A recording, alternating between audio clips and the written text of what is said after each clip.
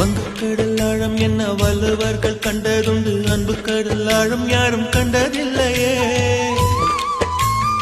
என்னுடைய நாயகனே ஊர்வணங்கும் நல்லவனே, உன்னுடைய அன்பு தந்த வானம் இல்லையே. எனக்கென வந்த தேவதையே சரிபாதி நீ அல்லவா.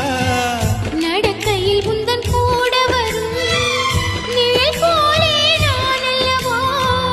கண்ணன் கொண்ட ராதையன ராமன் கொண்ட சீதையன மடி சேர்ந்த பூரதமே மனதில் வீசும் மாருதமே.